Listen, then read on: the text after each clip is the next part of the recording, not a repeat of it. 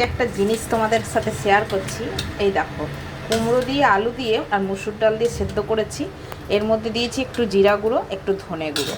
আর এই দেখো আমি কড়া বসিয়েছি। এটায় সোমবারটা কি দেবো দেখো।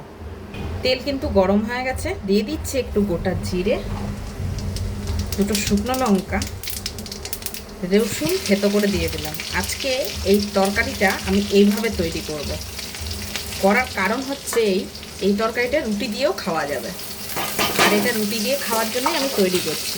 তোমাদের কাছে যদি রুটি দিয়ে খাওয়ার মতো সেরকম কোনো তরকারি না থাকে, এরকমভাবে কিন্তু করতে পারো। রসুন একটু পেঁয়াজ দিয়ে দিলাম, এটা এবার লাল করে ভেজে নেব। দেখো আমার এগুলো কিন্তু ভাজা হয়ে গেছে। এবার আমি এই যে রাখা আছে ডালটা, এটা একটু ডাল কাটা দিয়ে ঘেটে নিয়েছি।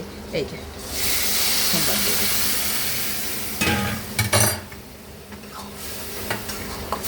এই ডালটা শুধু দেখে নিতে হবে নুনটা ঠিক আছে কিনা, ব্যাস হয়ে গেল। রুটি দিয়ে খাওয়ার মতন একটা সুস্বাদু হেলদি ডাল তৈরি হয়ে গেল। কি কেমন হয়েছে বলো একটু কমেন্টে।